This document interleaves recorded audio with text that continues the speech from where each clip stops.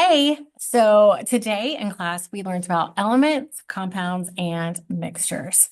In class I showed y'all mega blocks and we messed around with mega blocks for a little bit. And we built some elements, compounds, and mixtures. This mega block right here, I'm going to pick any element on this periodic table to be represented by said mega block. I'm going to go with hydrogen. Okay, so this is one hydrogen. So if I add another hydrogen to it, guess what? It's still a pure substance and it is still considered an element because it would be two hydrogens, which we would label as H2, the meaning there's two hydrogens. If I have three hydrogens. These hydrogens they are chemically combined. They're not coming apart. Okay. Four hydrogens, H4. They're not coming apart. They're chemically combined. This is still an element, and it's still a pure substance. It is all the same. No matter what, this is going to be a hydrogen. If I remove another one, still going to be hydrogen. If I remove another one, it's still going to be hydrogen. Hydrogen. Hi, hydrogen. Then we talked about compounds. Okay. Compounds are two elements that are chemically combined. They are still a pure substance.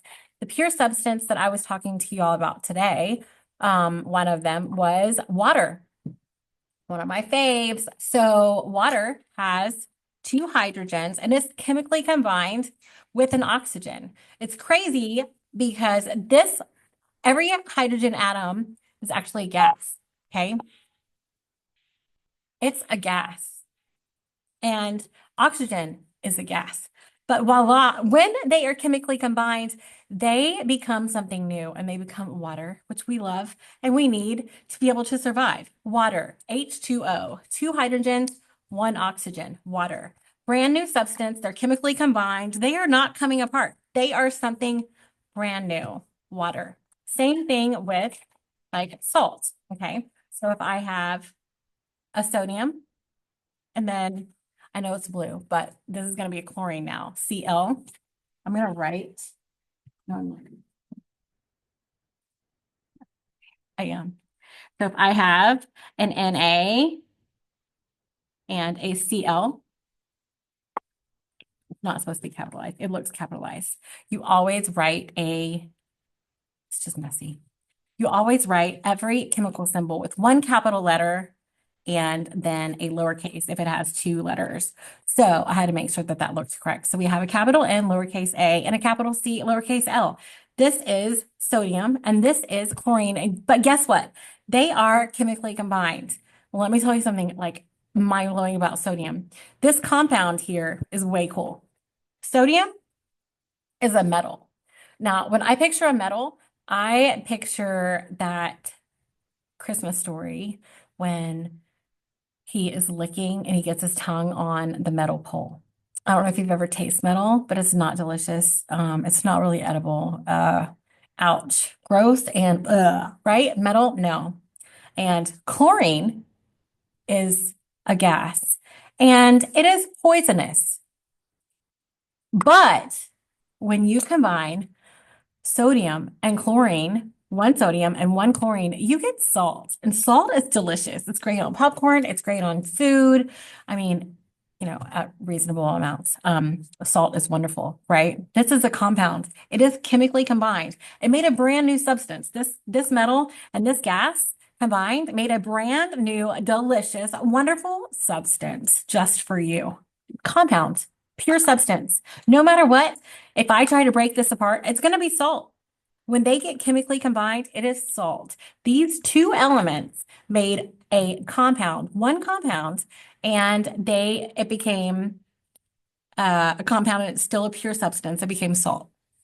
Okay. Now, then we talked about mixtures. Here's my water. I'm going to label these instead of label the other one.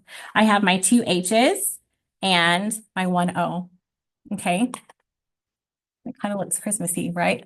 If only it said ho, ho, ho, but it's not, it's water. Okay, so I have two H's and an O. This is my H2O for water.